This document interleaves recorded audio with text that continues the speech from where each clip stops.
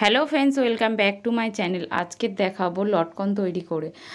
এখন যে বো লটকন বা বালিশ লটকন উঠেছে সেটাকেই ডিজাইন করে দেখাবো। তো চলো, এখানে দুটো কাপড়ের টুকরো নিয়ে নিয়েছি। পাশের দিকে আছে 3 ইঞ্চি আর লম্বার দিকে আছে 6 ইঞ্চি। এইভাবে ভাঁজ করে নিলাম প্রথমে। নেওয়ার পরে আমি 3 সাইডের মধ্যে দুটো সাইড সেলাই করে নেব। তো এই কোণগুলোতে দেখো আমি একটু থামিয়ে থামিয়ে করছি, কারণ কোণগুলো যদি না থামিয়ে করো ওই কোণের যে ভাঁজটা সেটা ঠিকঠাকভাবে ভাঁজ হবে না, সেই জন্য। তারপর এটাকে আমি সোজা করে নিচ্ছি। দেখো অনেকটা ঠিক খোপ বা ঠোঙা বলতে পারো তেমন আকৃতি হয়েছে। তো এইবার এইটাকে আমি সমানভাবে ভাঁজ করে নিচ্ছি।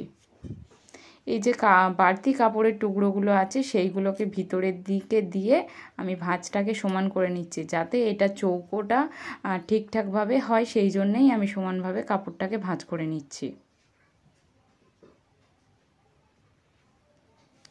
নেওয়ার পরে প্রথমে আমি একটু সেলাই দিয়ে নিচ্ছি।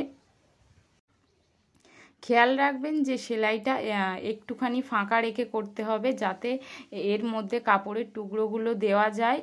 সেই রকম মোটামুটি একটু ফাঁকা রাখতে হবে। এখানে আমি অল্প একটু ফাঁকা রেখেছি এবং সেই ফাঁকা দিয়ে আমি কিছু কোঁচা কাপড়ের টুকরো ভিতরে ঢুকিয়ে নিচ্ছি।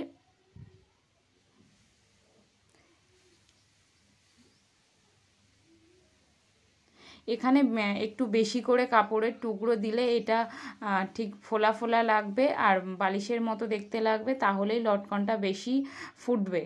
তো সেই জন্যে আমি এখানে বেশ খানিকটা কাপড়ের কুচি নিয়েছি এবং এগুলোকে আস্তে আস্তে এর মধ্যে দিয়ে দিচ্ছি। আরও যদি আপনারা কাপড়ের টুকরোগুলোকে ছোট ছোট করে কেটে নেন, তাহলে এটা ভিতরে দিতে সুবিধা হবে।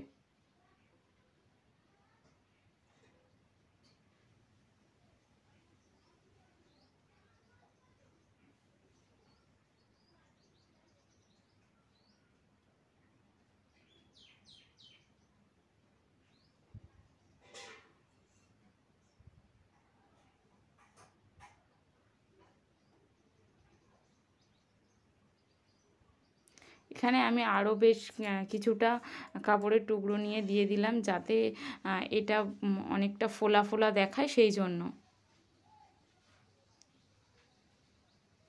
তো এখানে কাপড়ের টুকরো দেওয়া হয়ে গেছে। এই যেটুকু ফাঁকা আছে এই জায়গাটায় আমি ফিতের মুখটা দিয়ে আমি সেলাই করে নেব। তো এখানে ফিতেটাকে নিয়ে নিয়েছি, এই কোণাতে আমি ফিতের মুখটা দিয়ে দিচ্ছি। খেয়াল রাখবেন ফিতের মুখটা যেন একদম কোণাতে বসে, তাহলে বেশি ভালো লাগবে। আপনারা ফিতের মুখটা মাঝখানেও দিতে পারেন, সেক্ষেত্রে ডিজাইনটা আরেকটু অন্যরকম হয়ে যাবে। তো এখানে লটকনটা আমার তৈরি হয়ে গেছে। ভিডিওটি কেমন লাগলো অবশ্যই কমেন্টে জানাবেন। Like, comment, share and subscribe.